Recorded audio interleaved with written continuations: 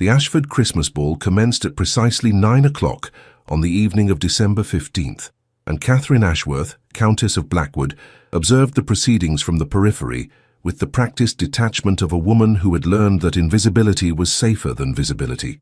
She stood at the far edge of the ballroom, her champagne glass untouched, her expression arranged in the sort of pleasant neutrality that discouraged conversation without appearing actively rude.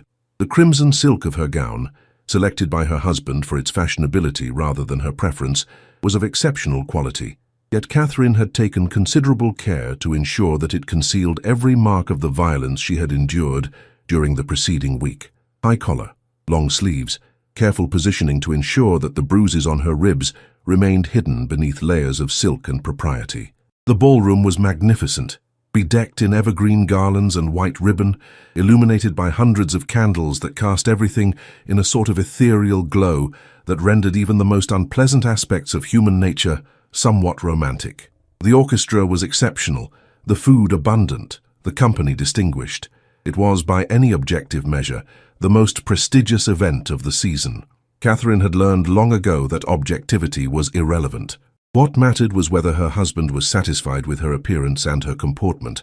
What mattered was whether she had committed any transgression that might warrant correction. What mattered was the continuation of the fiction that she was a woman content in her marriage, unconcerned with anything beyond the narrow confines of domestic propriety. "You appear quite remote, Countess." The voice descended upon her like a question posed by someone unaccustomed to being deflected. Catherine turned to find the Duke of Ravenswood regarding her with the sort of direct attention that she had learned to perceive as inherently dangerous. She executed a curtsy with the precision of long practice.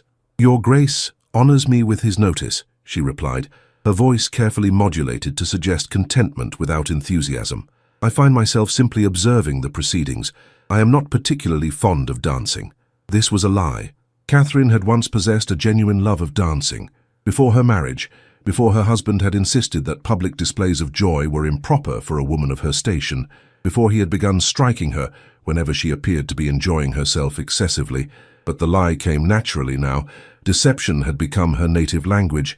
The Duke did not appear to accept her statement. His emerald eyes, which possessed an unsettling clarity that Catherine found deeply disconcerting, seemed to perceive beneath the surface of her words. She found herself unable to sustain eye contact, and instead directed her gaze toward the orchestra. "A pity," the Duke observed quietly. "I find that dancing is one of the few socially sanctioned opportunities for a woman to demonstrate authentic emotion. The movement, the music, the temporary abandonment of rigid propriety, these are transformative experiences, I believe." Catherine's hands tightened slightly around her champagne glass. "I prefer stability to transformation, Your Grace." "Do you?" The Duke smiled, a gentle expression that somehow conveyed profound sadness.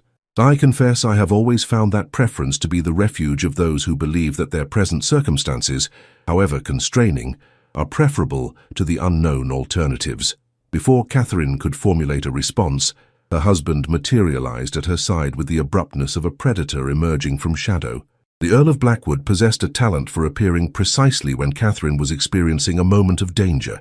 Danger not of physical violence, but of genuine human connection, of being truly seen. "Catherine, my dear," he said, his voice containing the honeyed warmth that was far more frightening than his rages. "His Grace was simply extending his greetings to you. How exceptionally kind." The hand that settled upon the small of her back was precisely positioned over the location of a bruise administered 3 days previous. It was not accidental. Everything the Earl did was precisely calibrated. Catherine experienced the familiar sensation of her body becoming distant from her mind, a protective mechanism that had developed gradually over years of systematic degradation. She was present in the ballroom, yet not truly present. She was speaking, yet not truly speaking. "The Countess was just expressing her disinclination toward dancing," the Duke said, and there was something in his tone that suggested he had perceived the true nature of the dynamic before him.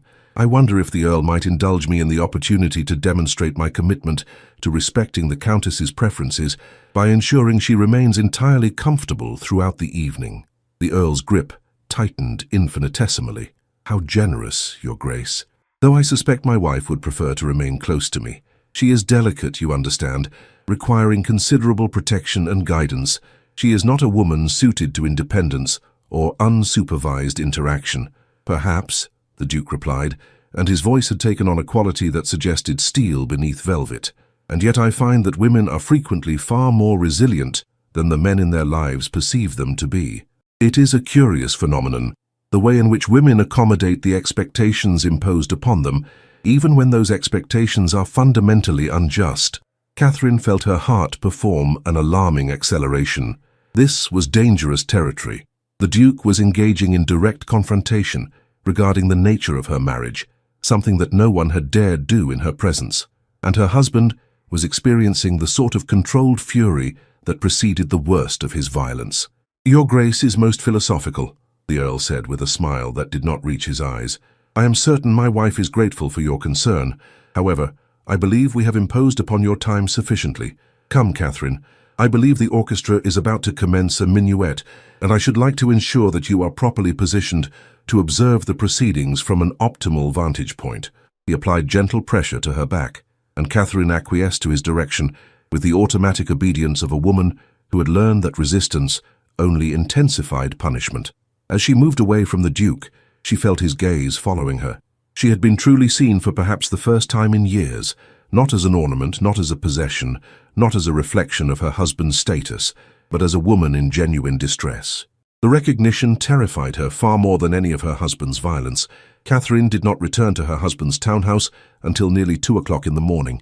The Earl had remained at the ball, engaging in games of chance with several peers, while Catherine had excused herself and spent the intervening hours in the carriage, waiting with the patient submission of someone who had learned that time passing without incident was a form of salvation. The townhouse was quiet, the servants having long since retired. Catherine climbed the stairs with deliberate silence, moving with the practiced caution of someone attempting to navigate treacherous terrain in complete darkness. She had learned that even the smallest sound could provoke her husband's wrath if his humor had been sufficiently soured by losses at cards. She was nearly to her bedchamber when he appeared in the corridor, still dressed in his evening attire, his expression containing the cold fury that was far more frightening than his rages. "I observed an interesting exchange at the ball," he said, his voice so quiet that she could barely hear him.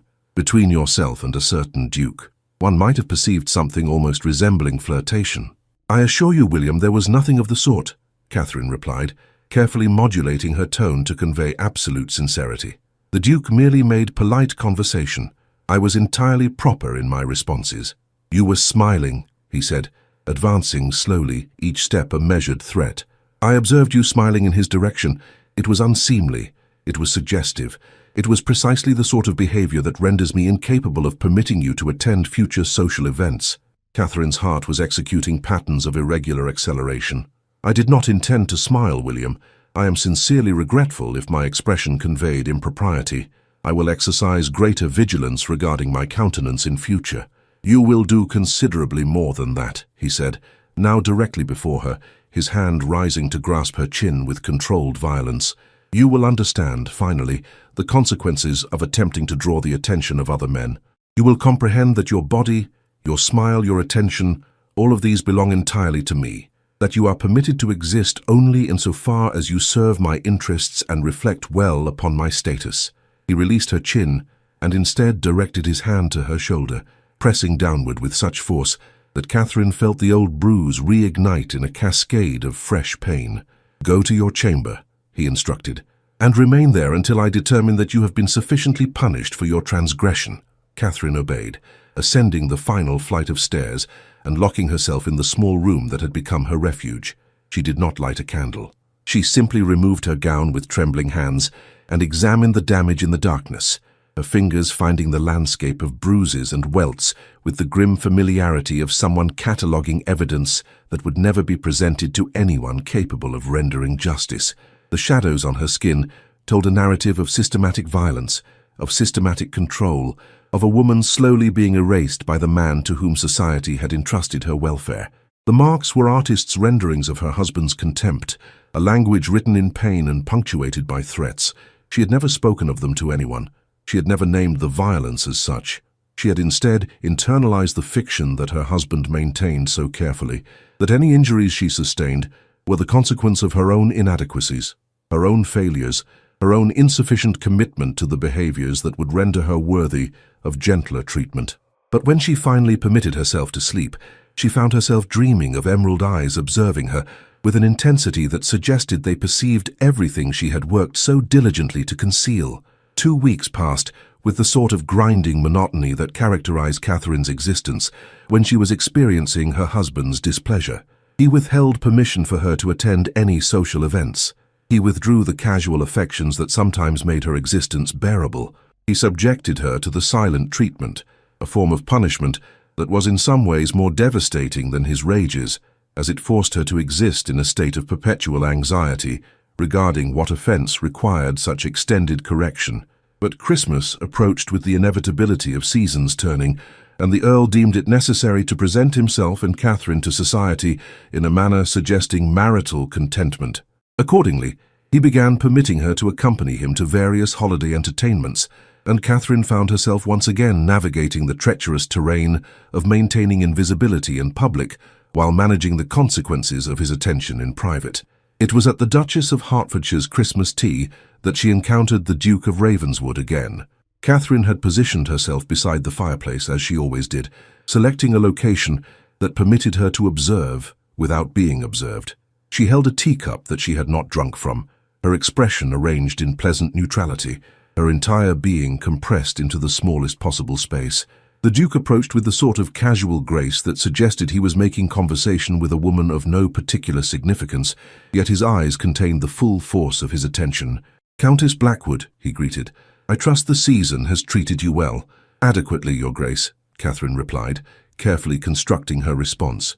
"The holiday entertainments have been most pleasant." "Have they?" He tilted his head with an expression suggesting he found her response somewhat curious. "You do not strike me as a woman who is experiencing pleasantness. You appear instead to be a woman engaged in a complicated performance of normalcy that requires considerable concentration." Catherine's breath caught in her throat. This was precisely the sort of direct observation that her husband found intolerable, yet she found herself incapable of simply dismissing it. "I am uncertain what Your Grace means," she said quietly. "Are you not?" The Duke's gaze travelled slowly down her form, and Catherine suddenly understood with crystalline clarity that he was observing her with the express purpose of perceiving the truth beneath her careful presentation. "I find that I am quite certain. I am observing a woman who has learned to move through the world as though occupying physical space is an act of transgression, a woman who flinches when movement is unexpected, a woman whose eyes contain depths of fear that no woman of your station should be required to experience." Catherine felt her entire body begin to tremble. "Your Grace, I do not think it appropriate to perceive the truth," he interrupted, his voice gentle but inexorable. "To name what is plainly evident to anyone willing to observe. Tell me, Countess, those marks along your collarbone, barely visible above the neckline of your gown, are those marks suggestive of affection, or are they something else entirely?" Catherine's hand rose instinctively to her throat, a gesture of self-protection that was far too late. She had believed the marks sufficiently concealed, but the Duke's emerald eyes seemed capable of perceiving beyond the barriers she had erected. "Your Grace, I must insist that I cease speaking uncomfortable truths." He moved slightly closer, positioning himself in such a manner that they appeared to be engaged in mere pleasant conversation while ensuring that no other guests could observe the interaction clearly. "I shall not do so. I have spent considerable time in my life learning to perceive what others are conditioned to ignore. I perceive your pain, Countess. I perceive your fear. And I perceive the systematic nature of the violence that creates both." Catherine's vision had begun to blur. She was experiencing a sensation that she had believed impossible, the sensation of being truly seen, of having her suffering acknowledged not as failure but as evidence of someone else's cruelty. "What do you want from me?" she whispered. "Nothing," the Duke replied. "I want nothing from you, Countess, except the knowledge that you are not invisible, that your suffering matters, that there exist people in this world who perceive your worth, even if your husband has spent years convincing you otherwise." He stepped back, ensuring that appropriate distance separated them, but his gaze remained fixed upon her face, and it contained such profound gentleness that Catherine felt something within her begin to crack. "I shall be attending the Duchess of Ashford's Christmas Eve ball," he said quietly. "I hope that you will attend as well. I find that I should like very much to continue this conversation, if you prove willing." He departed before she could formulate a response, leaving Catherine alone with the terrifying knowledge that her carefully constructed fiction of normalcy had been perceived and named by someone with the power and status to do something about it. Catherine did not inform her husband of the Duke's declaration. She had learned long ago that concealment was often preferable to truth, that the maintenance of useful fictions was sometimes the only available survival strategy. But as the days progressed toward Christmas Eve, she found herself consumed by a conflict that seemed to originate from the deepest recesses of her being. The Duke had extended an implicit invitation, a suggestion that she need not remain trapped within the circumstances of her marriage. Yet accepting such an invitation would require a form of courage that Catherine was uncertain she possessed. She had been married for 7 years. She had learned, over the course of those 7 years, that resistance only intensified punishment.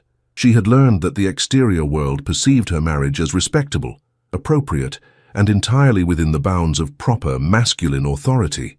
She had learned that there was no escape, not truly, not without surrendering her reputation, her social position, her very identity as a woman of consequence. And yet, the Duke had seen her. He had perceived what she had worked so diligently to conceal, and instead of regarding her as foolish or culpable, he had extended compassion.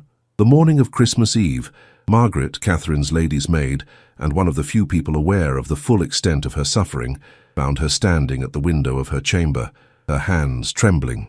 "You are considering attending the ball," Margaret observed quietly. It was not a question. "I should not go," Catherine replied. "It would be foolish. It would be dangerous." "Aye, it would be both those things," Margaret acknowledged, settling herself in the chair beside the window with the ease of someone who had earned the right to such informality through years of steadfast loyalty. "It would also be the only courageous thing you have done in 7 years, if you did so." "Begging your pardon, ma'am, but it is past time for courage." Catherine turned to regard her lady's maid, this woman who had tended to her injuries in darkness, who had listened to her silent tears, who had never once suggested that Catherine deserved the treatment she endured. "If I leave, Margaret, I leave with nothing. No money, no position, no name that society will acknowledge. I become one of the fallen women that respectable society consigns to darkness." "That you are already," Margaret said gently. "You are simply fallen into invisibility rather than into scandal. The Duke perceives that, and I suspect he is offering you something considerably more valuable than respectability. He is offering you witness. He is offering you acknowledgement. He is offering you the possibility of becoming visible again." Catherine wanted to believe her. She desperately wanted to trust that the Duke's recognition signified something beyond mere momentary impulse, that he possessed some genuine commitment to her welfare that transcended the social niceties that had governed every interaction in her life. But belief required a form of faith that 7 years of systematic degradation had nearly destroyed. "The Earl will be attending the ball as well," Catherine observed.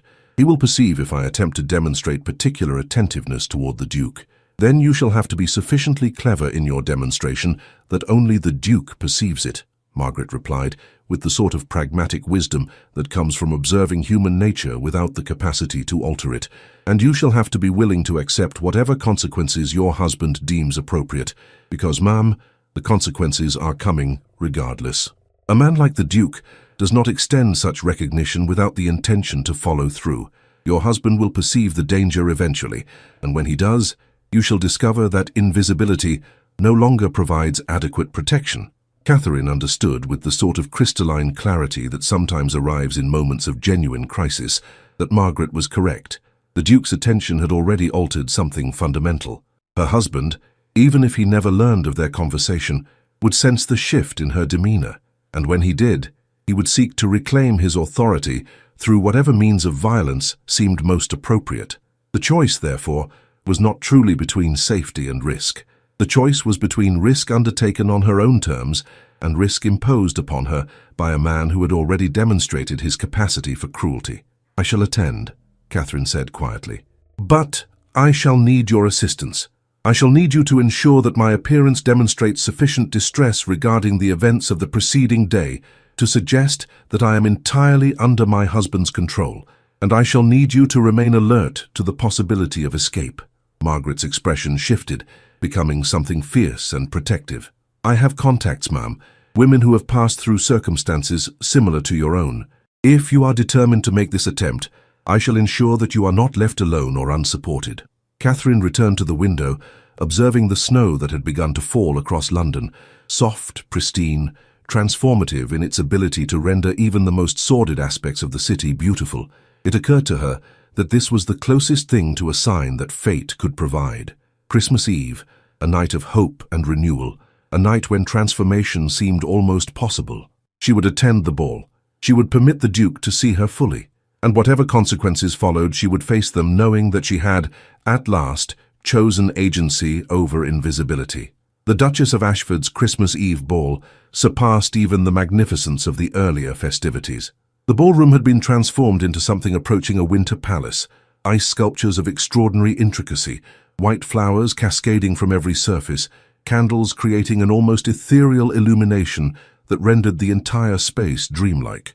Catherine had taken considerable care with her appearance, selecting a gown of silver silk that caught the light in manner, suggesting she was herself constructed of ice. Her hair had been arranged in an elaborate style that concealed the majority of her bruises, while allowing subtle glimpses of them to remain visible, a calculated display suggesting vulnerability without quite crossing the boundary into impropriety. Her husband had approved of her appearance with the sort of casual confidence that suggested he believed her entirely contained within the confines of his control. He had not perceived any indication of her internal resolve, any suggestion that she was approaching this evening as the potential delineation between her former existence and something else entirely.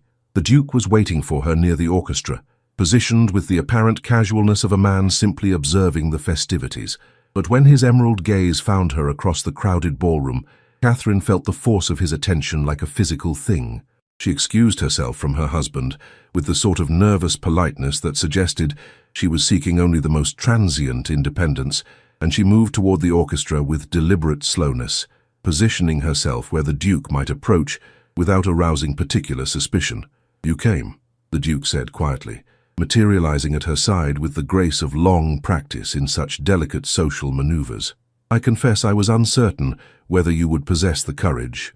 "I'm uncertain as well," Catherine replied, her voice barely above a whisper. "Your Grace, I must tell you that any association between us would be perceived as impropriety. My husband would regard it as infidelity, and the consequences would be considerable." "I am aware of the consequences," the Duke said.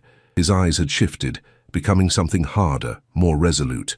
"I am also aware that you have been enduring consequences of considerably greater severity for considerably longer. I'm proposing something quite different, Countess. I'm proposing that you permit me to protect you from further harm."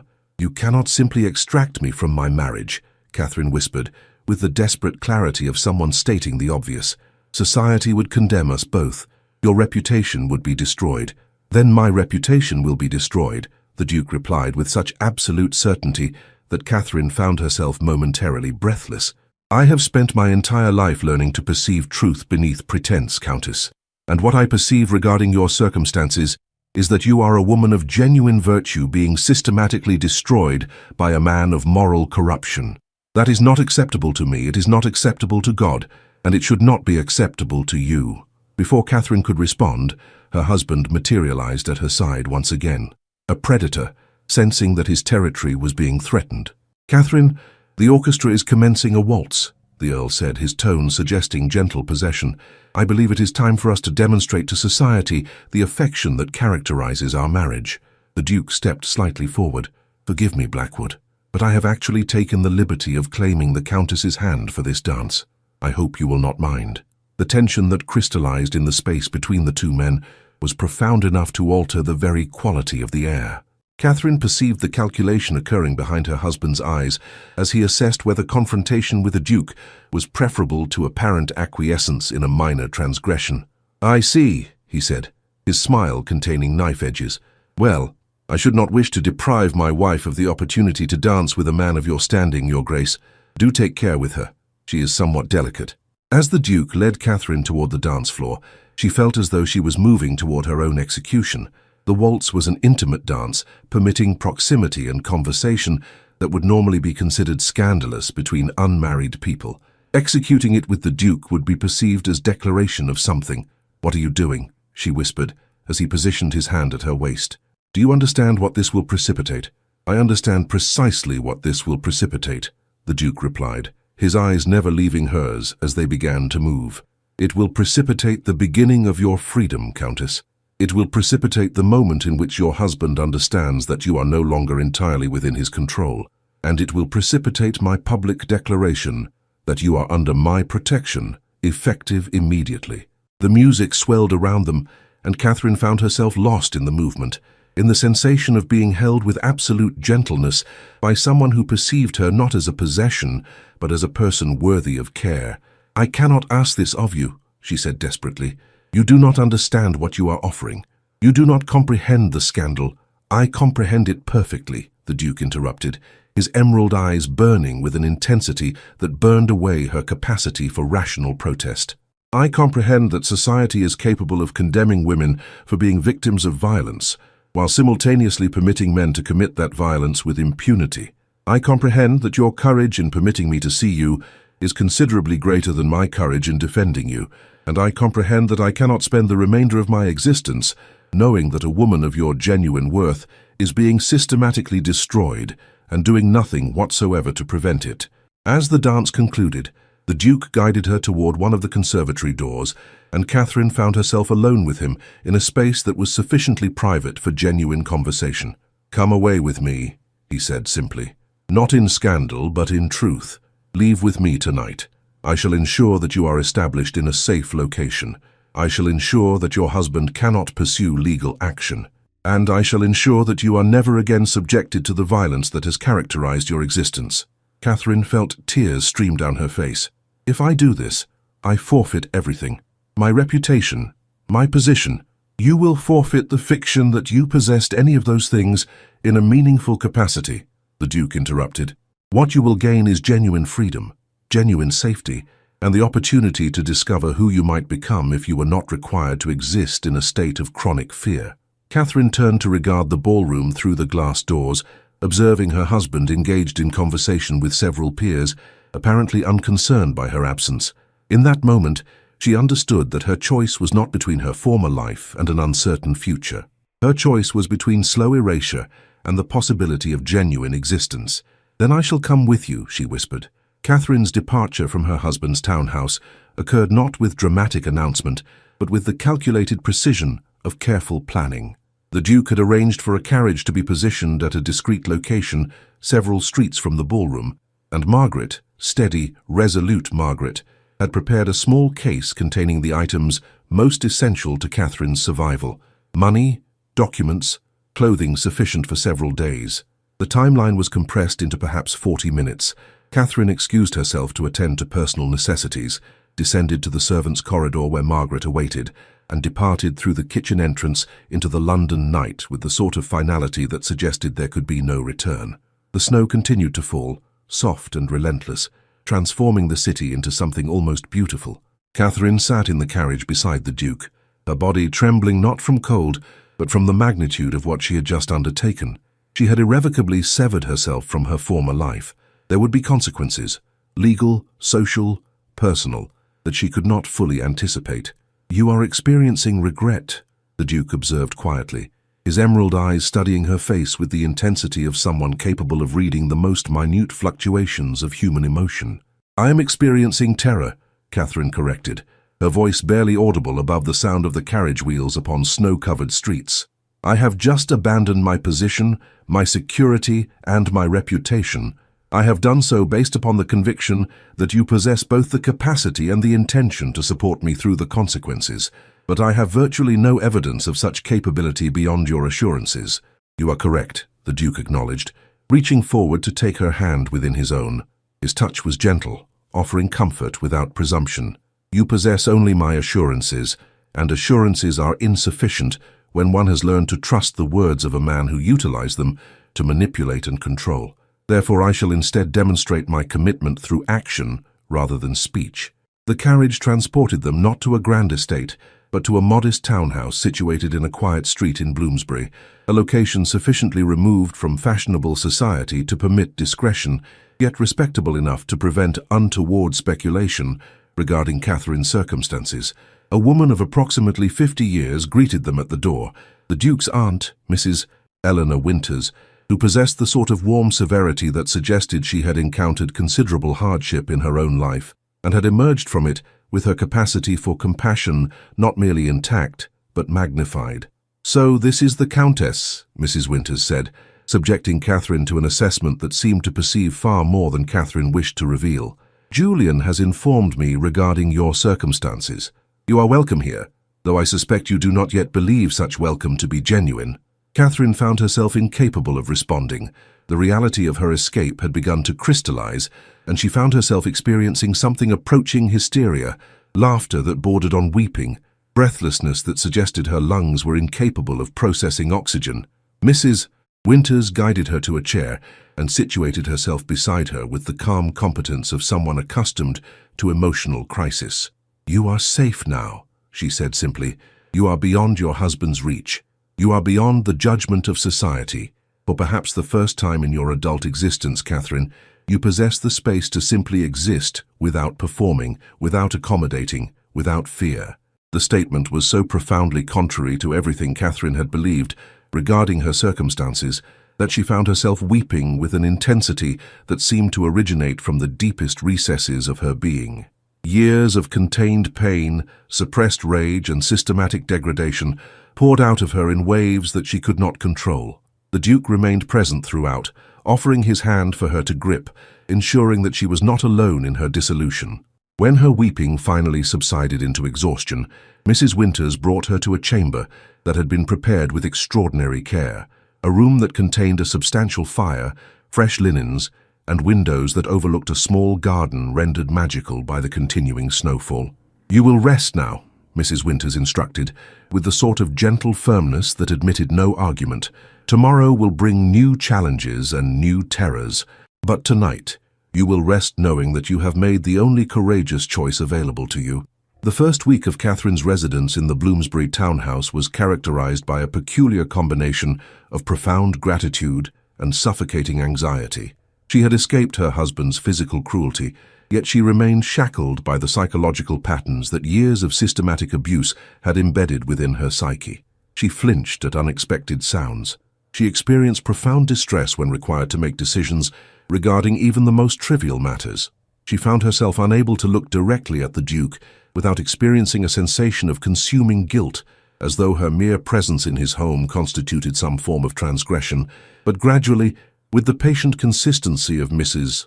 Winters' care and the Duke's unwavering presence, Catherine began to reconstruct herself from the fragments of the woman she had been before her marriage.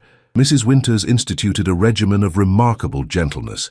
Each morning, Catherine was offered the option of remaining abed or rising as she pleased. She was offered meals, but was never required to consume them if her appetite did not manifest. She was offered companionship, but was never forced into conversation that she was unprepared to engage in. It was, Catherine realized with gradually increasing clarity, what unconditional acceptance resembled.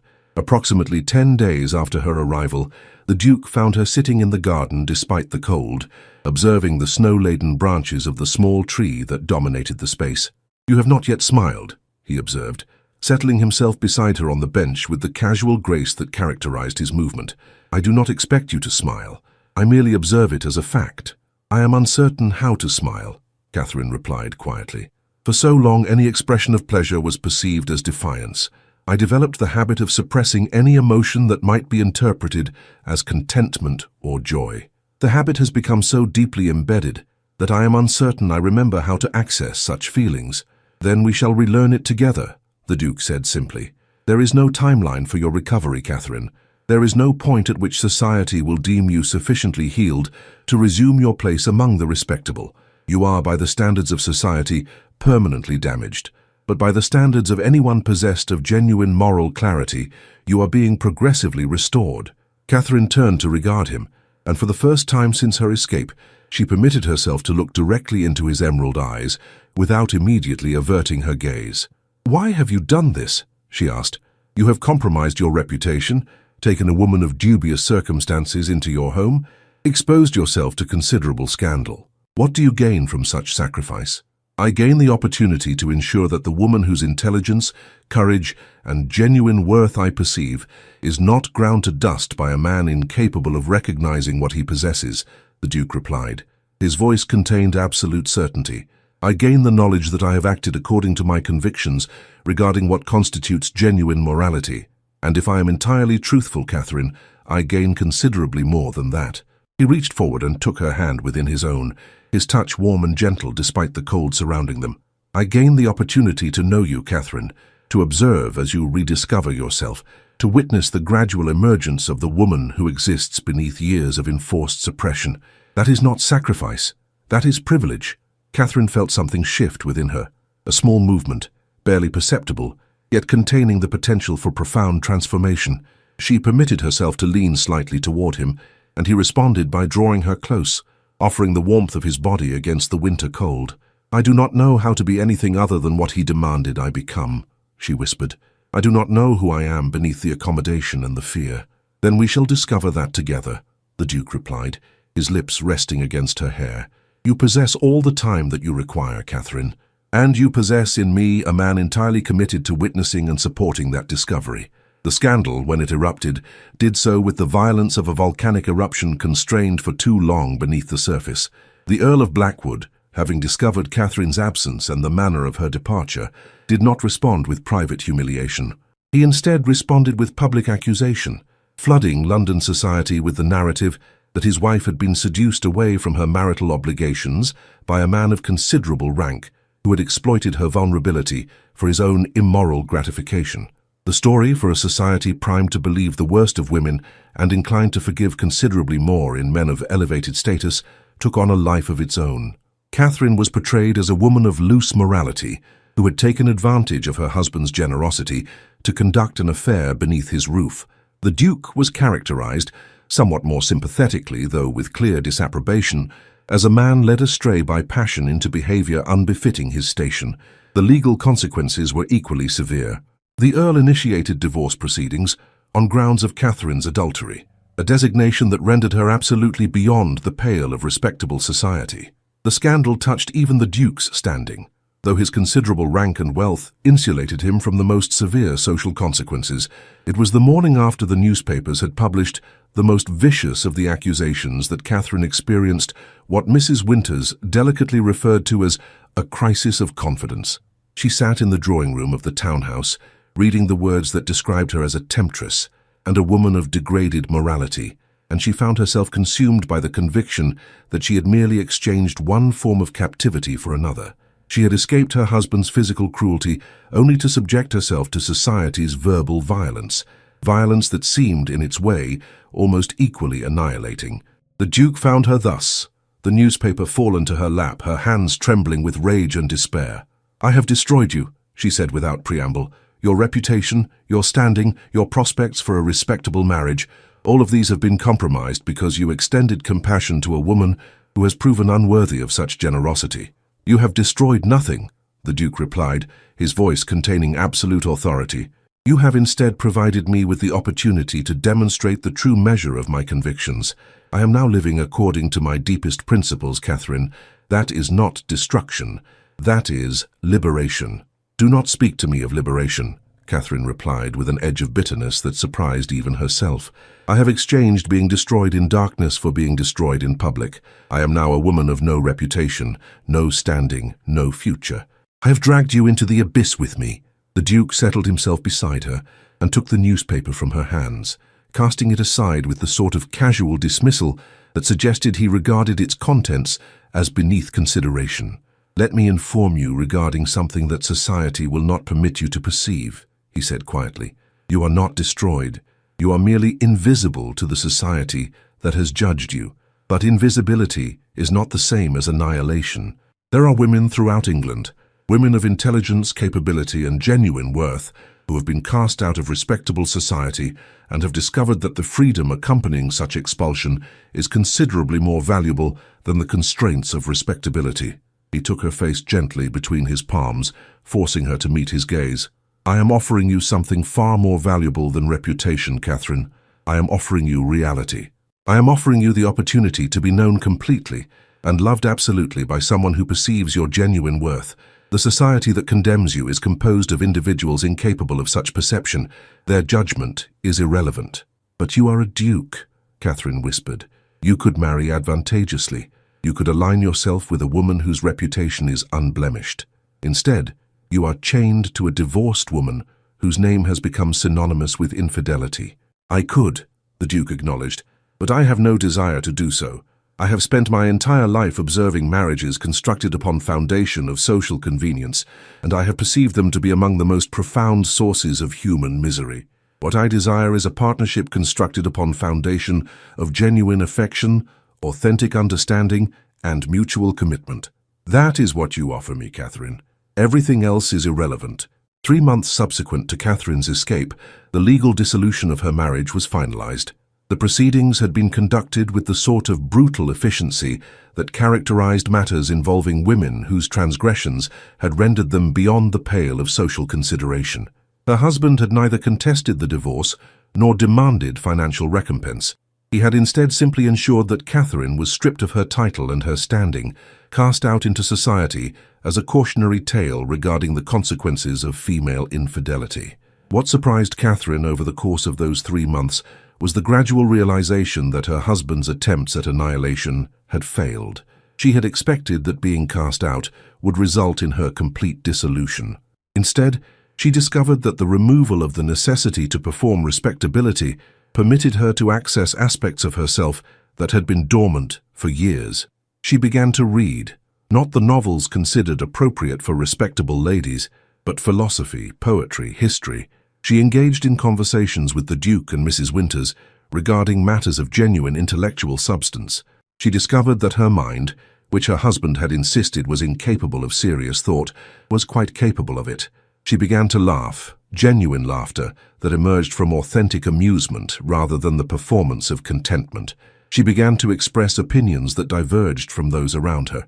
She began, slowly, to become the woman who had existed in potential before marriage had constrained her into shapes of accommodation and fear. It was during a particularly cold evening in late March when the Duke finally articulated the transformation that had occurred.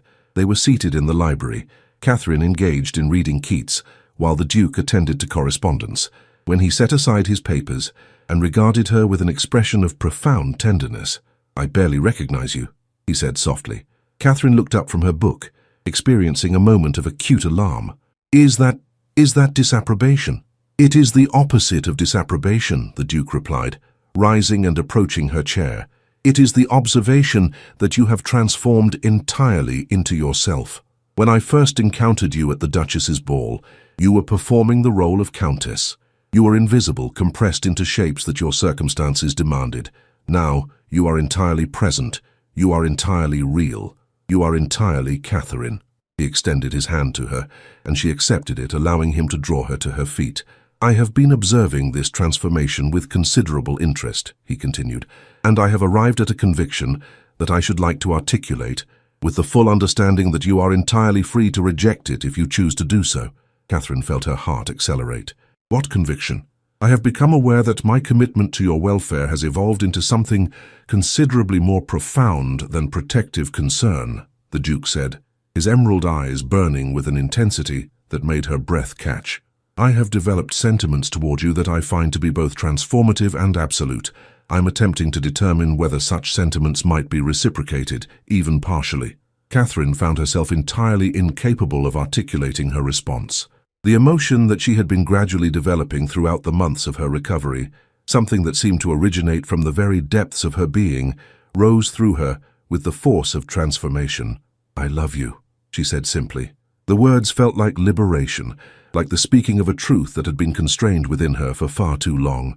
"I do not know if I am capable of loving anyone after what I have endured, but I have discovered over these months of genuine safety and genuine acceptance that I am capable of far more than I believed possible, and what I am capable of, with absolute certainty, is loving you." The Duke drew her close, his arms surrounding her with the sort of protective gentleness that had characterized his every interaction with her since her escape. But this time, there was something else, a passionate recognition of the woman she had become and the man he had always been. When his lips met hers, Catherine experienced a sensation entirely novel in her existence, a kiss that contained not possession, not obligation, not any element of control. It contained instead a sort of communion, a profound sharing of self with another consciousness that perceived and valued that self completely. "I wish to marry you," the Duke said when they parted, his voice rough with emotion. not to restore your reputation, though it would, not to provide you with security, though it would, but because I cannot imagine a future in which you are not my wife, my partner, my equal in all things." Catherine felt tears stream down her face, tears this time of genuine joy rather than distress. The scandal, society will regard it as confirmation of their most vicious accusations. "Let them," the Duke replied with absolute certainty. "I am not marrying to satisfy society's expectations. I am marrying to bind myself in perpetuity to the woman I love. Everything else is irrelevant." The announcement of the engagement between the Duke of Ravenswood and Catherine Ashworth, formerly Countess of Blackwood, now stripped of title and standing, reverberated through London society with the force of genuine scandal. The marriage was regarded as confirmation of everything prurient society suspected, that the Duke had been seduced by a woman of loose morality, that the woman herself was seeking to leverage her illegitimate connection into a position of prominence, that morality itself was being systematically dismantled by the increasing permissiveness of the nobility. And yet, something unexpected occurred. Individuals began to emerge from the shadows, women who had experienced circumstances similar to Catherine's own, who recognized in her story the narrative of their own suffering. They began to speak quietly regarding what they had observed during Catherine's marriage to the Earl. They began to articulate the truth regarding the systematic nature of the violence she had endured. The Duke's sister, Sophia, proved to be an unexpected ally. The woman possessed considerable social standing and even more considerable moral conviction. She began to attend public events with Catherine, her presence functioning as silent but absolute endorsement. More significantly, she began to speak, carefully, strategically but with unmistakable clarity, regarding the nature of marital violence and the culpability of a society that permitted it. Margaret, Catherine's loyal lady's maid, proved instrumental in orchestrating a particularly effective counter-narrative. She provided documentation of the injuries Catherine had sustained, supplied testimony regarding the systematic nature of the Earl's violence, and ensured that the truth regarding Catherine's circumstances became impossible to entirely dismiss. It was in late April, during a social event at which Catherine's presence had been explicitly requested by the Duchess of Hertfordshire, a woman of considerable rank and genuine moral conviction, that something shifted fundamentally in the public perception. Catherine was entering the ballroom accompanied by the Duke when the Duchess moved forward to greet them with a public courtesy that constituted absolute endorsement. More significantly, the Duchess extended her hand to Catherine with warmth that suggested genuine regard rather than mere social obligation. "My dear," the Duchess said, audible to the assembled company, "I have been hoping to speak with you regarding a matter of considerable personal significance. I have long believed that society's treatment of women subjected to marital violence is insufferable. I wonder if you might be willing to collaborate with me in establishing an organization dedicated to the protection and support of such women." Catherine felt the assembled company collectively inhale. The Duchess was, in effect, publicly acknowledging the reality of Catherine's circumstances. She was, simultaneously, positioning Catherine not as a cautionary tale, but as a woman of sufficient moral standing to participate in benevolent work. "I should be honored," Catherine replied, her voice containing absolute sincerity. "Such an organization would have provided me with options that I did not previously possess. I am determined to ensure that other women are not forced to choose between systematic violence and complete social annihilation." The social tide began to turn, not entirely, not universally, but with sufficient momentum to render Catherine's position considerably more secure. Those individuals of genuine moral conviction began to acknowledge that society's treatment of a woman defending herself against violence was fundamentally unjust. Those individuals of political sophistication began to perceive that supporting Catherine might prove advantageous in the long term, as movements regarding women's welfare were gaining increasing prominence. But more significantly, Catherine herself had undergone a transformation that rendered social approbation almost irrelevant. She was no longer invisible. She was no longer compressed into shapes that circumstances demanded. She was entirely present, entirely real, entirely herself. The wedding of the Duke of Ravenswood and Catherine Ashworth took place not in a grand cathedral with assembled society bearing witness, but in the small chapel of the Duke's country estate in Yorkshire, a location removed from London's judgment, a space sanctified by genuine love rather than social convention. The guest list was deliberately restricted to individuals of authentic moral conviction. Sophia, Mrs. Winters, Margaret, the Duchess of Hertfordshire, and a small collection of others who had demonstrated genuine commitment to Catherine's welfare. The ceremony itself was simple, constructed more around the profound commitment of the two individuals involved than around the elaborate performance that typically characterized aristocratic marriages. When the Duke and Catherine exchanged vows, their words were constructed not from the formulaic language of traditional ceremonies, but from statements of absolute commitment articulated in their own words. "I vow," Catherine said, her voice steady and clear, "to know you completely, to be known by you completely, and to ensure that you never experience the erasure that I experienced. I vow to offer you the fullness of my authentic self, without performance, without accommodation. I vow to stand beside you, not as an ornament to your status, but as your equal and your partner in all things. I vow," the Duke replied, "to see you always as you truly are, not as society perceives you, but as you understand yourself to be. I vow to protect not your reputation but your authentic existence. I vow to ensure that you are never again subjected to the violence that sought to erase you. And I vow to love you with absolute and unwavering certainty, regardless of what society perceives, regardless of what judgment falls upon us." When they emerged from the chapel as husband and wife, Catherine experienced a sensation of profound rightness, a sense that she had finally achieved an alignment between her external circumstances and her internal reality. She was no longer performing the role of respectable woman. She was not attempting to be invisible. She was present in her entirety, acknowledged and celebrated by the individuals who mattered most. The celebration that followed was characterized by genuine joy rather than the performance of contentment that had characterized her previous marriage. There was dancing. Catherine danced with abandon, experiencing the sort of pleasure in movement that had been constrained for so many years. There was laughter, genuine and unforced. There was conversation regarding matters of substance and authentic concern. As evening descended and the guests began to depart, Catherine found herself alone with her husband in the small drawing room of the estate, the fire creating dancing shadows that transformed the room into something almost dreamlike. "You are my wife," the Duke said simply, as though still marveling at the reality of it. "I confess the reality has not yet entirely crystallized. But I find that I am determined to spend the remainder of my life ensuring that you perceive the magnitude of my gratitude for such distinction." Catherine moved toward him and settled herself into his embrace with the ease of someone entirely secure in the regard of her partner. "I spent so many years invisible," she said softly. "I spent so many years believing that I deserved the violence that was inflicted upon me. I spent so many years attempting to compress myself into shapes that would render me safe. And then you perceived me, truly perceived me, and you offered me the choice to become myself." "I did nothing," the Duke replied, his lips resting against her hair. "You chose yourself, Catherine. You chose to escape, you chose to heal, you chose to love.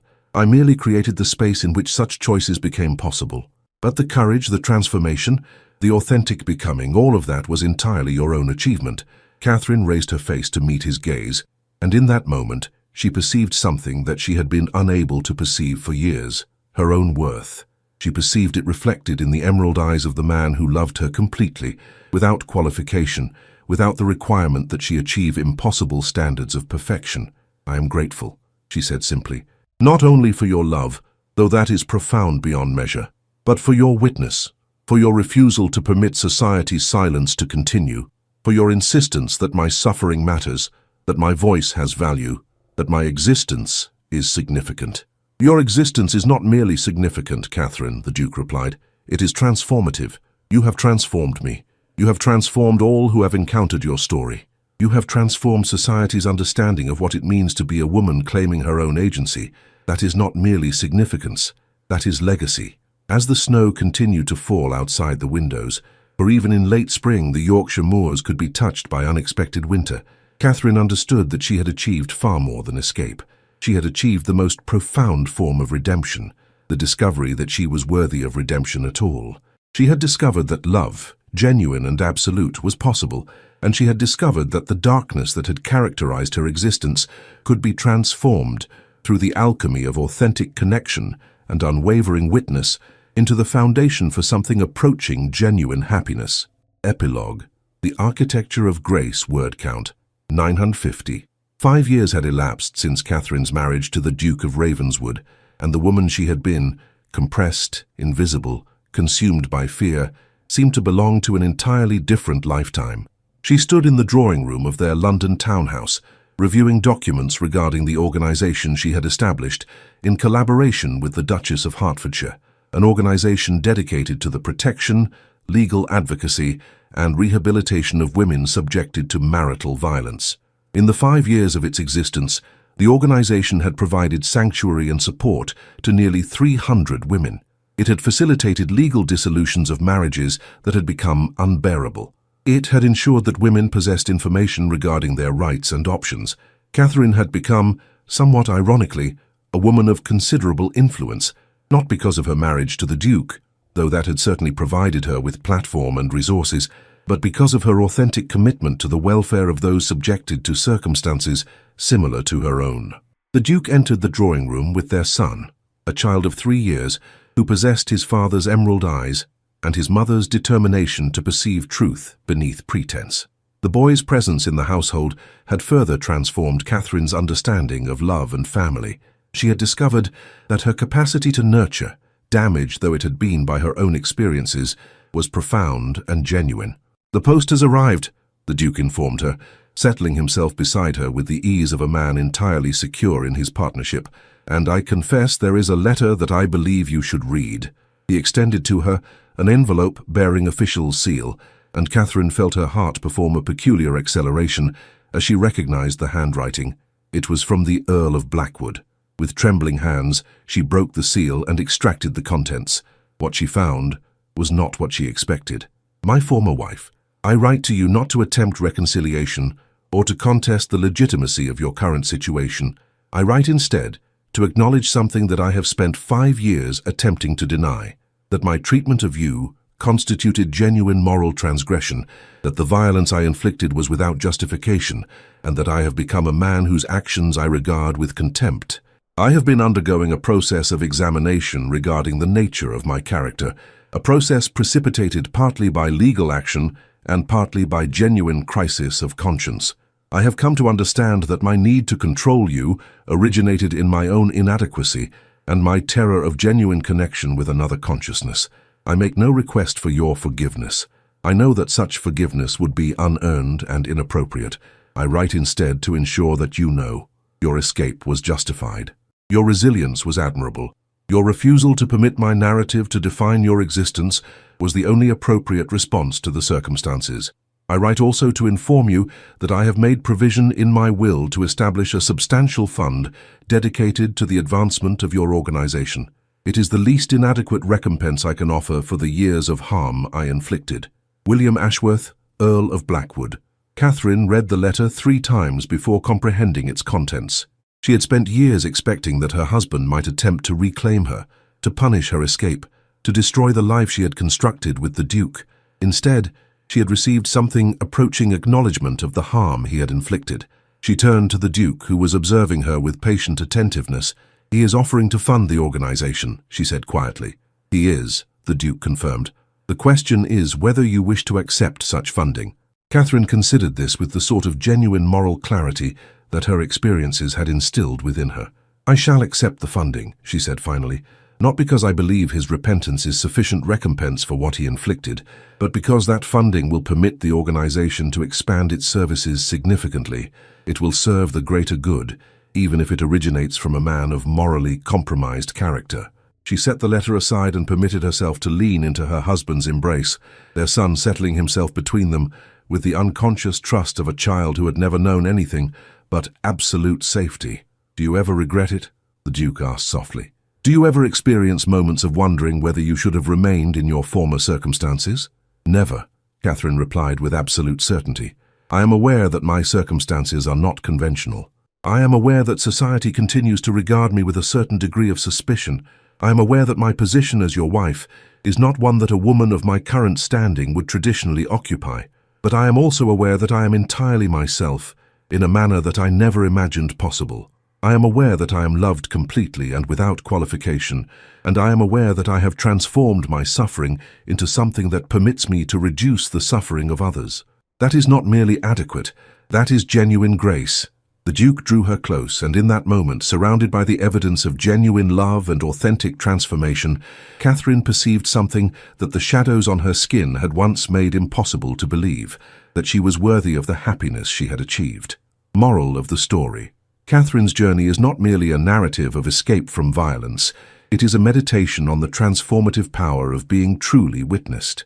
In a society constructed upon the premise that women should endure systematic harm in silence, her courage in rejecting that silence, in claiming her own agency, becomes a revolutionary act. The Duke's role is not to rescue Catherine, but to recognize her worth when she has been systematically convinced of her own inadequacy. This narrative affirms a profound moral truth, that genuine love does not require the beloved to be perfect, but rather requires the lover to perceive and honor the fundamental worth of another consciousness. Catherine's transformation occurs not through abandonment of her suffering, but through the integration of that suffering into a more comprehensive understanding of her own resilience. She becomes not a woman who has been rescued, but a woman who has rescued herself, and the Duke is simply the witness to and partner in that redemption. Furthermore, this story asserts that society's condemnation of women subjected to abuse is a far greater moral transgression than the transgression of a woman escaping that abuse. The shadows on Catherine's skin are not marks of shame, but evidence of another's cruelty. Her visibility, which society attempts to erase through judgment and silence, becomes her greatest strength. In refusing to permit Catherine's suffering to remain invisible, the Duke participates in an act of profound moral courage. He aligns himself with truth over convention, with justice over respectability. Call to action. Dear listeners of Victorian Romance audio stories, we thank you for your dedication to nearly 90 minutes of Catherine's extraordinary transformation. Her journey from invisible victim to visible, acknowledged and genuinely loved woman reminds us of a truth that society continues to obscure, that women's suffering is significant, that women's voices deserve to be heard, that women's agency must be respected and protected. If Catherine's story has moved you, if you have found yourself transformed by her courage and by the Duke's unwavering witness, we implore you, please subscribe to our channel to ensure you do not miss a single chapter of future tales of transformation and redemption.